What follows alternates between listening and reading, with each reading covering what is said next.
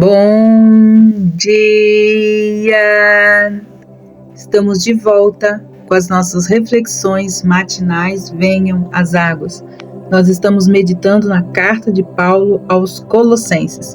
E ainda nós estamos meditando no capítulo 1. São riquezas insondáveis.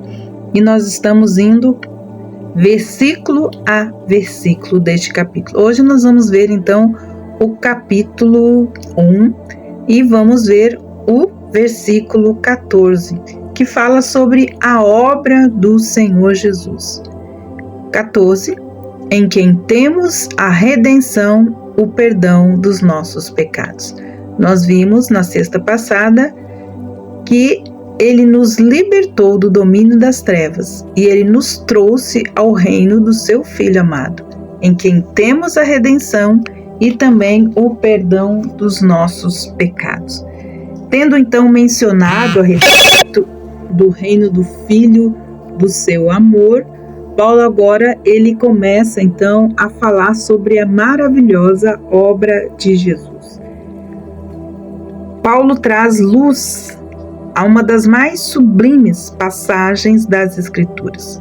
É sobre a pessoa e a obra do Senhor Jesus.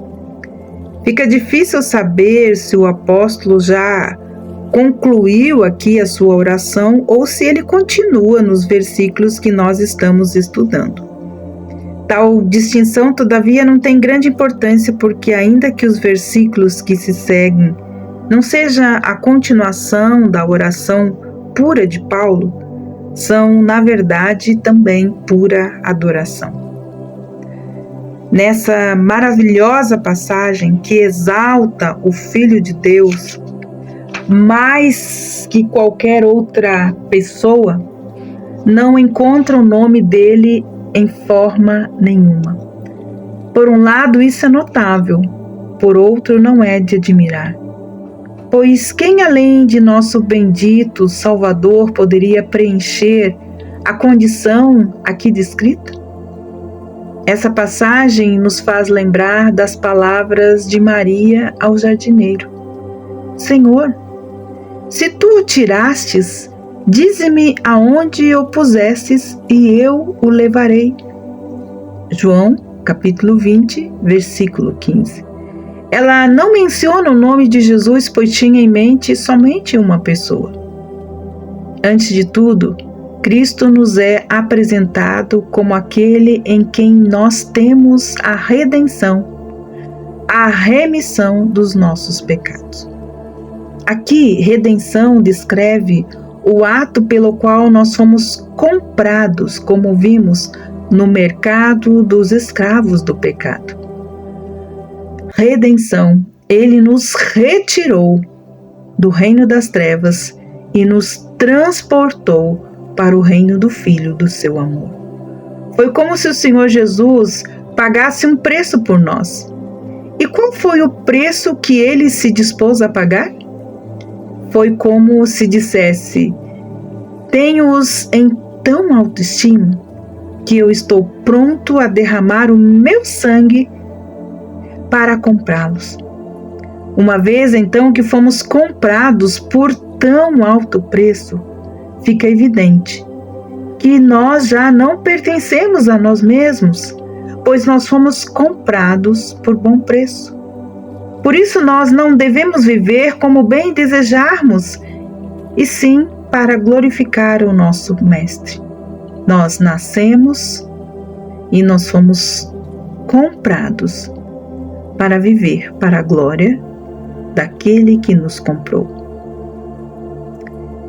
Se fizermos o que bem entendermos com a nossa vida, então usufruiremos o que não nos pertence.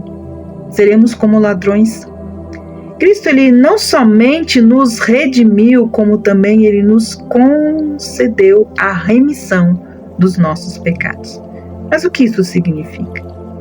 Significa que Deus cancelou a nossa dívida de pecados.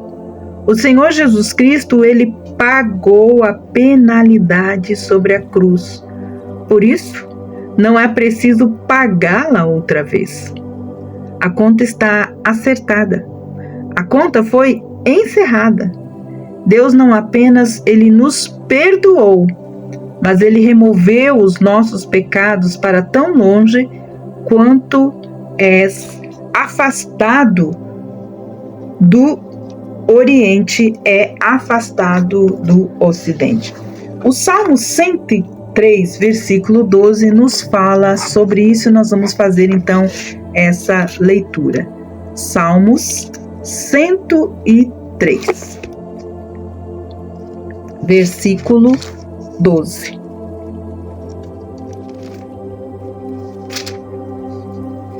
Salmo 103, só um momentinho, versículo 12 nos diz assim: E como está longe o Oriente do Ocidente, assim afastou de nós todas as nossas iniquidades.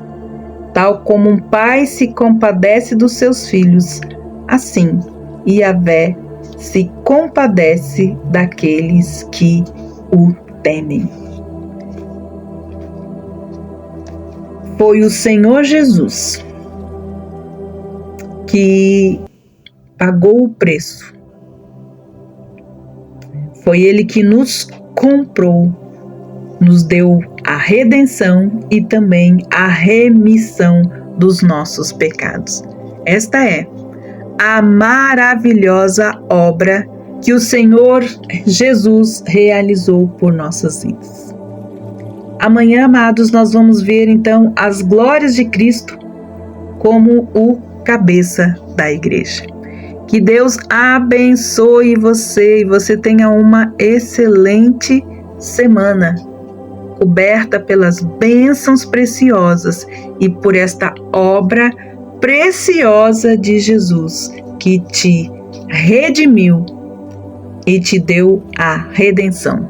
Louvado e engrandecido seja o nome do Senhor.